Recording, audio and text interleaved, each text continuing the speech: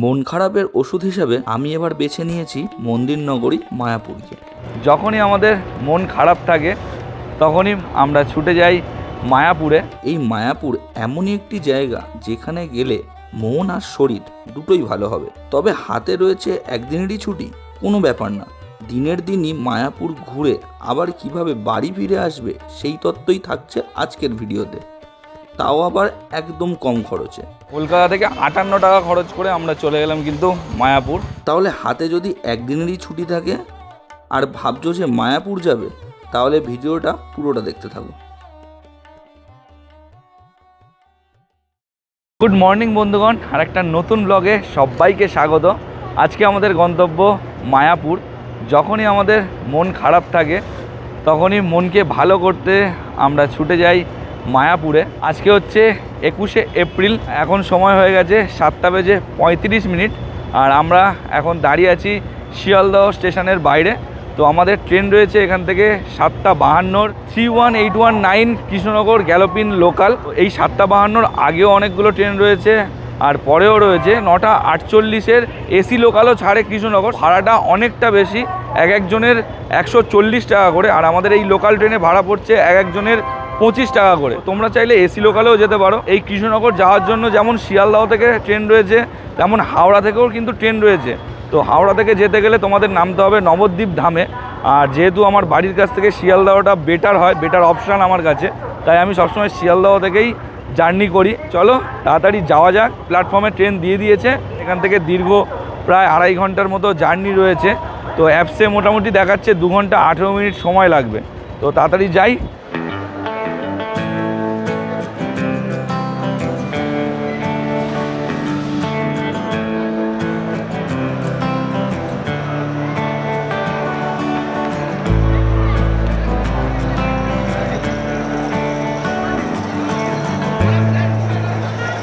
এখনও ট্রেন ছাড়তে 5 মিনিট সময় রয়েছে, আর আমরা এগিয়ে যাচ্ছি একদম সামনের দিকে।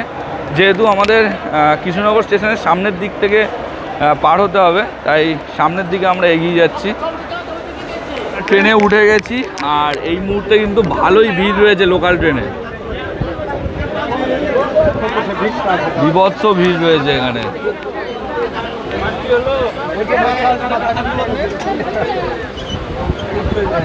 তো দেখা যাক পরবর্তীতে আরও কতটা ভিড় হতে চলেছে এই ট্রেনে।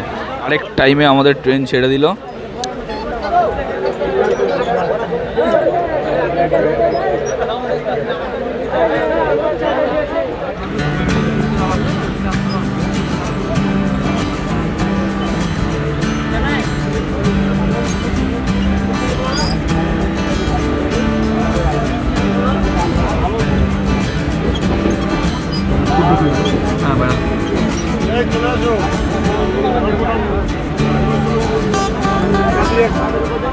শিয়ালদা থেকে প্রায় 100 কিলোমিটার ট্রেন জার্নি করে, মানে প্রায় মারপিট করতে করতে এসে পৌঁছালাম কৃষ্ণনগর জংশনে। এই ট্রেন কিন্তু পুরো কারেক্ট টাইমে আমাদের কৃষ্ণনগরের স্টেশনে ঢুকিয়ে দিল। শিয়ালদা থেকে ছেড়েছে 7:52, আর আমাদের কৃষ্ণনগরে ঢোকালো সকাল 10:10। এই ট্রেনটা এত ভিড় ছিল, মানে মারাত্মক ভিড়। আমরা আগেও এই ট্রেনে এসেছি, এতটা ভিড় পাইনি। আজকে এত ভিড় হওয়ার একটা কারণ আছে, সেটা ট্রেনে আস্তে আস্তে আমরা জানতে পারলাম। সেটা হচ্ছে আজকে 21 তারিখ, 23 তারিখে ভোট রয়েছে। আর এই ট্রেনটা হচ্ছে কৃষ্ণনগর গ্যালোপিন হয়ে এটা আবার চলে যাচ্ছে লালগোলা। এই দেখো ট্রেনটা এখনও ভিড় রয়েছে। তো 23 তারিখে হচ্ছে ওইদিকে ভোট আছে, যার জন্য এই ট্রেনটাতে আজকে এত ভিড়। তো যাই হোক, খিদে পেয়েছে, ব্রেকফাস্ট করতে হবে কৃষ্ণনগরের সেই বিখ্যাত ডালপুরি দিয়ে। সামনেই দোকান রয়েছে, আগে একটু ব্রেকফাস্ট করি। অনেক সকাল সকাল বেরিয়েছি, কিছু খাইনি এখনও পর্যন্ত। কৃষ্ণনগরের বিখ্যাত ডালপুরি নিয়ে নিয়েছি। এবার এখানে ব্রেকফাস্টটা কমপ্লিট করে তারপরে বেরোবো মায়াপুরের উদ্দেশ্যে। তো চলো আগে খেয়ে নিই। ব্রেকফাস্ট কমপ্লিট করে এবার চলেছি মায়াপুরের উদ্দেশ্যে। ট্রেন আমাদের নামিয়েছিল 3 নম্বর প্ল্যাটফর্মে, আর আমরা এখন এই ওভারব্রিজ দিয়ে পার হয়ে এই যে চলে যাব 1 নম্বর প্ল্যাটফর্মের দিকে। বাইরে বেরিয়ে ওখান থেকে টোটো অটো পাওয়া যায়, সেই টোটো বা অটো করে আমরা শেয়ারে পৌঁছাবো স্বরূপগঞ্জ জেটিঘাট।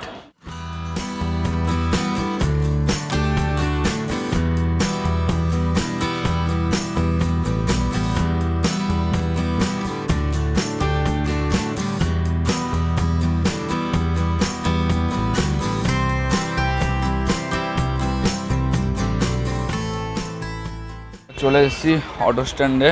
এবার এখান থেকে পৌঁছাবো স্বরূপগঞ্জ জেটিঘাট। স্বরূপগঞ্জ জেটিঘাট এটা যাবে তো?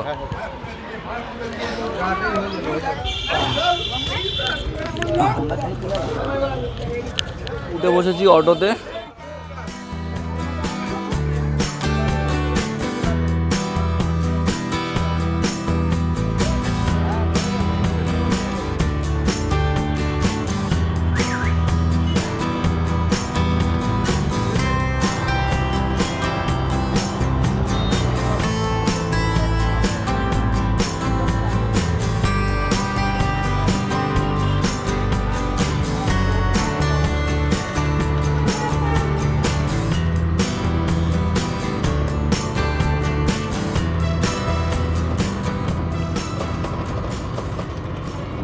অটো থেকে নেমে গেছি।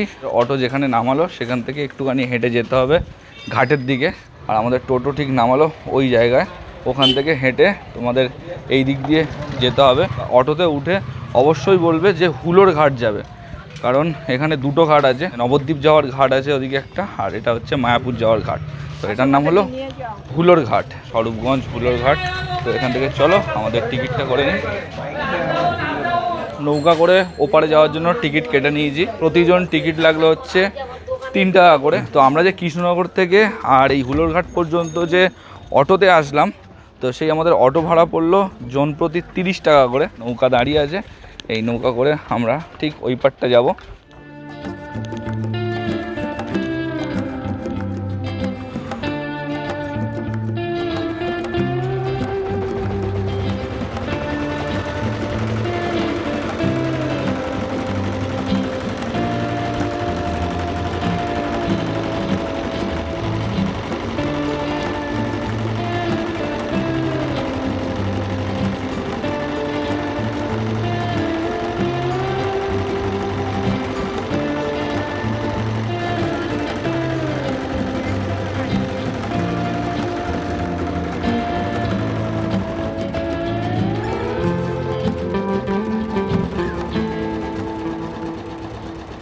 নৌকা পারাপার করে এপারে চলে এলাম।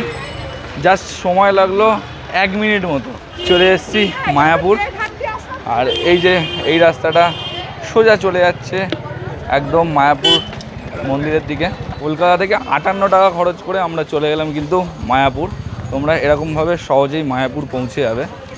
আর এবার চলো আমরা মন্দিরের দিকে যাব। এখান থেকে তোমরা হেঁটেও যেতে পারো, জাস্ট 5-7 মিনিট হাঁটা পথ।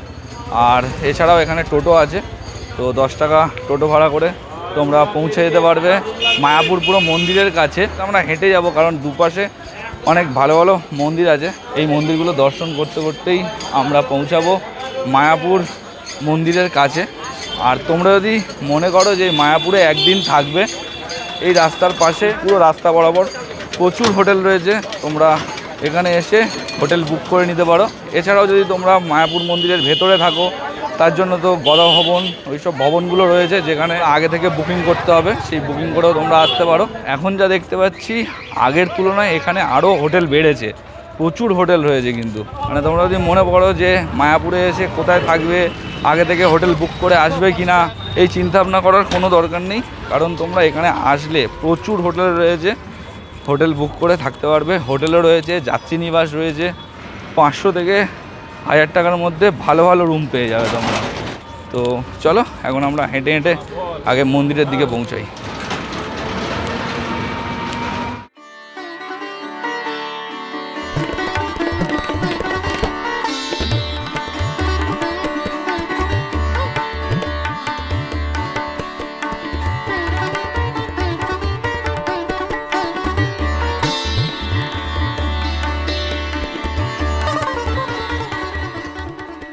পৌঁছে গেলাম এশিয়ার সবথেকে বড় কৃষ্ণ মন্দির।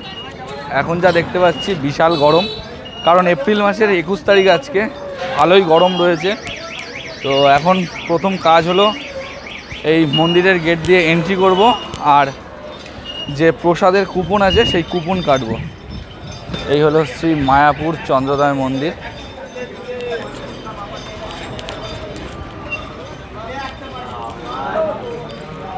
ভেতরে প্রবেশ করতেই যেটা সব থেকে প্রথমে তোমাদের চোখে পড়বে সেটা হচ্ছে অখণ্ড হরিনাম সংকীর্তন ভবন। এখানে দিনে 24 ঘন্টা ননস্টপ হরিনাম হয়। আর এই হচ্ছে সেই বিশাল মন্দির যেটা এখনও আন্ডার কনস্ট্রাকশন। আর এই ডান দিকেই রয়েছে কুপন কাউন্টার, এখান থেকে আমরা এখন প্রসাদের কুপন কেটে নেব। তো এখানে দেখো পরপর 4টে কাউন্টার রয়েছে, এই কাউন্টার থেকে আমরা কুপন কাটবো। তো প্রত্যেকটা আলাদা আলাদা কাউন্টার, আলাদা আলাদা দাম রয়েছে। তো এই 4টে কাউন্টারের যে কোনো একটা থেকে আমরা আগে কুপনটা কেটে নিই, তারপর এই পুরো মন্দির চত্বর তোমাদের ঘুরে দেখাচ্ছি। কুপন কাটা হয়ে গেছে, এই যে সুলভ কুপন কাউন্টার থেকে প্রসাদের কুপন আমরা কেটে নিয়েছি। প্রাইস পড়লে হচ্ছে একটা কুপন 50 টাকা করে। আর এছাড়াও রয়েছে নামহট্ট ভবন, গীতা ভবন। এবার আমরা একটু প্রভুপদ পুষ্প সমাধি মন্দিরে ঢুকবো। ওখানটা ভীষণ ঠান্ডা, ওখানে গিয়ে একটু বসবো, এতটা পথ জার্নি করে এসেছি। আর এখানে কিন্তু এই ঠান্ডা জলের একটা মেশিন বসানো রয়েছে, তো তোমাদের কাছে বোতল থাকলে তোমরা এখান থেকে জল ভরে নিতে পারবে। তো চলো এখন আমরা আগে প্রভুপদ শ্রী সমাধি মন্দিরে যাব। ঠিক চন্দ্রোদয় মন্দিরের গেট, আর এপারে রয়েছে এই কুপন কাউন্টার, তার পাশ দিয়ে এই যে গেটটা, এই গেট দিয়ে আমরা ঢুকে যাব।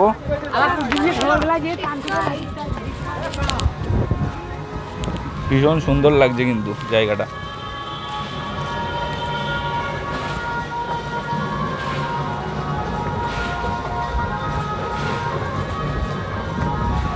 এখান থেকে প্রভুপদ পুষ্প সমাধি মন্দিরটা দারুণ লাগছে, কত সুন্দর লাগছে।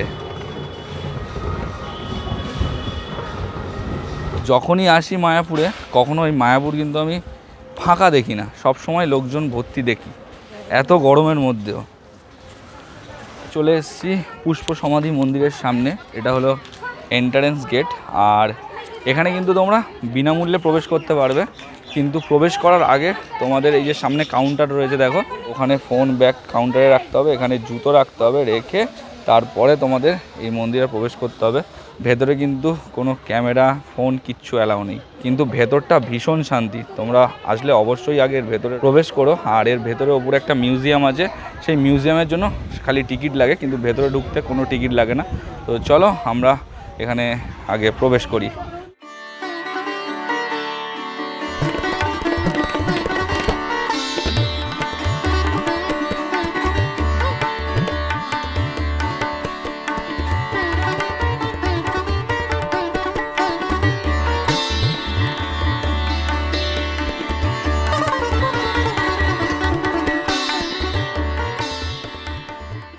পুষ্প সমাধি মন্দির ঘুরে আমরা বেরিয়ে এলাম, ভেতরটা ভীষণ সুন্দর, মন পুরো শান্তি হয়ে গেল। তোমরা এখানে আসলে অবশ্যই এর ভেতরে প্রবেশ করবে, দারুণ লাগবে তোমাদের। এখন ঘড়িতে সময় দুপুর 1:20। আর আমরা যাচ্ছি প্রসাদ খেতে, যে কুপন কেটেছিলাম সেই সামনেই রয়েছে সেই সুলভ প্রসাদ ঘর। এখানে জুতো রেখে আর এই যে হাত ধোয়ার জায়গাটা আছে, এখান থেকে হাত ধুয়ে এবার এখান থেকে প্রবেশ করছি। টাইম রয়েছে কিন্তু 12টা থেকে 4টে।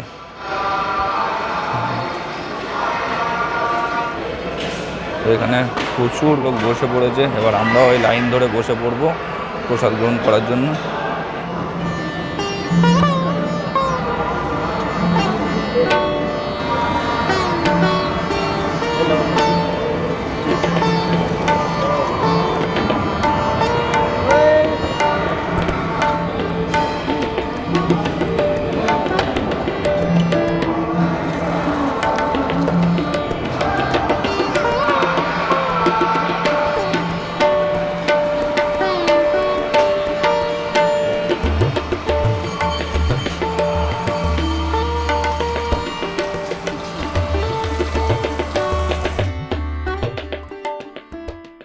সুলভ প্রসাদ হল থেকে প্রসাদ খেয়ে বেরিয়ে পড়েছি, চলেছি আবারও গোশালার পথে। এখান থেকে আমরা হেঁটে হেঁটে যাব। গোশালা যাওয়ার জন্য গরুর গাড়ি রয়েছে, তোমরা গরুর গাড়ি করেও যেতে পারো, টোটো আছে, টোটো করেও যেতে পারো, 10 টাকা করে ভাড়া নেয় প্রতিজন। তো আমরা হেঁটে হেঁটেই যাব, কারণ এই গোশালা যাওয়ার পথটা ভীষণ সুন্দর, চারিদিকের প্রাকৃতিক দৃশ্যটা এত সুন্দর তোমরা দেখলেই বুঝতে পারবে। আর এই পথ দিয়ে যাওয়ার আগে তোমরা একটা মায়াপুর ফুলডম থিয়েটার দেখতে পাবে, যেখানে শো দেখানো হয় 3Dতে দেখানো হয়। টিকিট প্রাইস ওই 50-100 টাকা মতো। ভেতরটা হচ্ছে ফুল এসি থাকে। এটা হচ্ছে গৌরাঙ্গ কুটির। তোমরা যদি 100 টাকার বিনিময়ে থাকতে চাও মায়াপুরের মধ্যে, তো এই ঘরগুলোতে থাকতে পারো। এই রাস্তা দিয়ে আমরা এখন এগিয়ে যাব গোশালার দিকে। আর এইটা হলো দেখো অন্নদা কমপ্লেক্স। এখানে কিন্তু বিনামূল্যে ভোগ খাওয়ানো হয়, প্রসাদ খাওয়ানো হয়। তো টাইমিংটা তোমাদের একটু দেখিয়ে দিই কোন কোন টাইমে। দেখো 7টার সময় ওপরে যেটা লেখা আছে ওটা হচ্ছে কুপন দেওয়ার টাইম। কুপন হচ্ছে ডিস্ট্রিবিউশন করে। ব্রেকফাস্ট কুপন, লাঞ্চ কুপন বলে যেটা দেওয়া আছে সেটা হচ্ছে দেখো 9টা লেখা আছে আর 12টা লেখা আছে। তো 9টার সময় ওটা খাওয়ানো হয়। আর পাশে যে 200টা লেখা আছে ওটা হচ্ছে 200 জনকে খাওয়ানো হয়। যে লাঞ্চ কুপনটা দেওয়া আছে সেটা হচ্ছে 12টার সময় খাওয়ানো হয়, সেটা 350 জন খেতে পারবে। এই 3টের সময় যে কুপনটা দেওয়া হবে সেটা হচ্ছে স্ন্যাক্স কুপন রয়েছে, একটা ডিনার কুপন রয়েছে। সুন্দর গাছে ঘেরা পথ দিয়ে আমরা হেঁটে চলেছি গোশালার দিকে। চারিদিক পুরো ছায়া, সুন্দর হাওয়া বইছে, দারুণ লাগছে। তোমরা যদি পারো এই রাস্তাটা হেঁটে যেও। আমরা গোশালা যাওয়ার পথে এখানে দেখো একটা জায়গা দেখলাম যেখানে আমাদের গোমাতাকে রাখা রয়েছে। দেখো কি সুন্দর। এই জায়গাটাকে ফাঁকা ছিল, এখন এরকম করে দিয়েছে। শিংটা কত বড়, কি বিশাল শিং।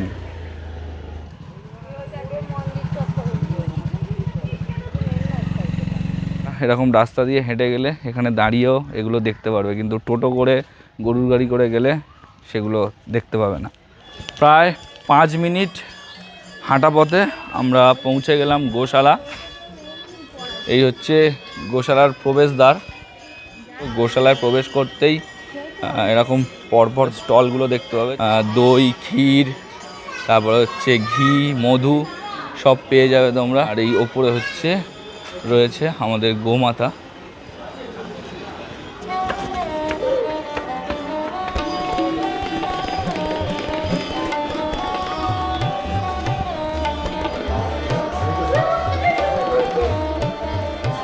এখানে কিন্তু গোমাতাদের তোমরা যে কোনো খাবার খাওয়াতে পারবে না, নিষিদ্ধ রয়েছে। নিজের মতো করে কোনো খাবার গোমাতাদের খাওয়াতে পারবে না।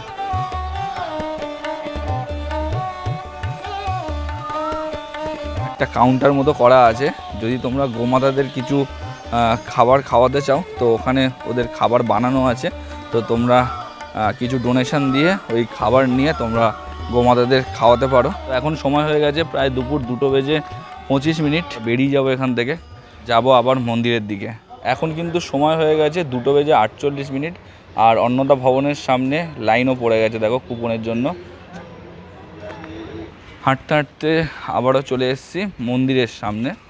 তো মন্দির এখন বন্ধ, মন্দির কিন্তু সেই খুলবে 4টের সময়। ঘড়িতে সময় 3:10।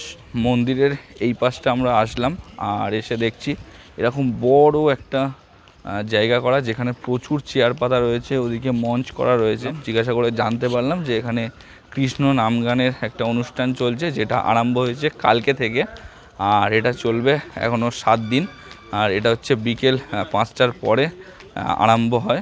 আসলে আসতেই পারো, এসে এটা উপভোগ করতে পারো। মন্দিরের পেছন সাইডে যে পার্কটা আছে, বাগানটা আছে, সেই জায়গাটায় এসছি একটু। এখানে কত সুন্দরভাবে ফুল গাছ রয়েছে বসানো, দারুণ লাগছে। সারিবদ্ধভাবে সুন্দর রঙিন সব ফুল গাছ লাগানো রয়েছে, যেটা দেখতে ভীষণ সুন্দর লাগছে। আর ওদিকে সামনে একটা ফাউন্টেন রয়েছে। এই বাগান চত্বরটা ভীষণ সুন্দর, এখানে তোমরা ঘন্টার পর ঘন্টা সময় কাটাতে পারো।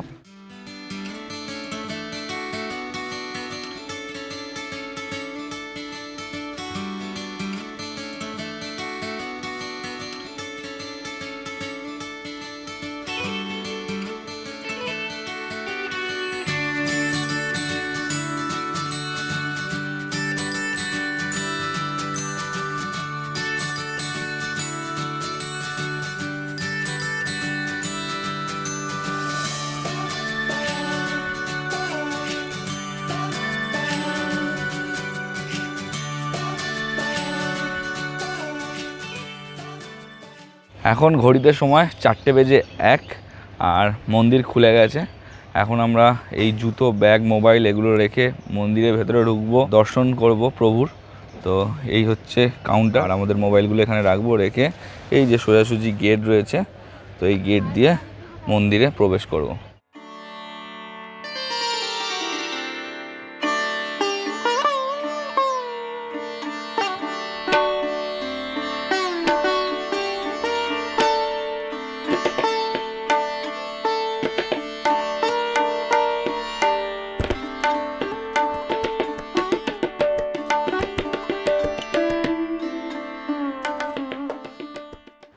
আমরা আবারও বেরিয়ে পড়েছি। এবার আমরা বেরিয়ে যাব বাড়ির পথে। আর একটা কথা যেটা হচ্ছে, এই সামনে ডোনেশনের নামে যে টিকিটগুলো বিক্রি হচ্ছে, সেই টিকিটগুলো নিয়ে, কুপনগুলো নিয়ে তোমরা কিন্তু এই মন্দিরের ভেতরে প্রবেশ করতে পারবে। তো এই মন্দিরের ভেতরে কেমন কি কাজ চলছে, মন্দিরের ভেতরে কেমন কি, সেইগুলো দেখতে পারবে। তো তোমরা যদি চাও ওখান থেকে টিকিট কালেক্ট করে ভেতরে ঢুকতে পারো। ক্যামেরা, ভিডিও সবই অ্যালাউ রয়েছে এখন। আর হচ্ছে বাইরে কিন্তু তোমার অনেক টোটো পাওয়া যায়, যে টোটোতে করে তোমরা কিন্তু এই মায়াপুরে অনেক মঠ আছে, গৌড়ীয় মন্দির আছে, যেগুলো তোমরা ঘুরে দেখতে পারবে। একটা টোটোতে মোটামুটি 5 জন থেকে 6 জন বসতে পারবে, আর 250 থেকে 300 টাকা মতো ভাড়া নেয়। এখানে অনেকগুলো গৌড়ীয় মঠ মন্দির আছে, সেগুলো তোমাদের ঘুরে দেখাবে। তোমরা চাইলে বাইরে থেকে টোটো বুক করে এই মায়াপুর সাইট সিন করতে পারো। তো এখন ঘড়িতে প্রায় 5টা, আর আমরা বেরিয়ে পড়বো এখন বাড়ির উদ্দেশ্যে। আর আমাদের মায়াপুর ভ্রমণ একদিনেরই ছিল। তো সকালে এসছিলাম আর বিকেল বিকেল বেরিয়ে পড়েছি। তো তোমাদের এই একদিনের মায়াপুর ভ্রমণ কেমন লাগলো তোমরা কমেন্ট বক্সে কমেন্ট করে জানিও। আর যদি মনে হয় যে কোনো ইনফরমেশান শেয়ার করতে পারলাম, তাহলে একটা লাইক করে দিও। যদি এখনও সাবস্ক্রাইব না করে থাকো তাদের এই চ্যানেলটাকে সাবস্ক্রাইব করে নাও।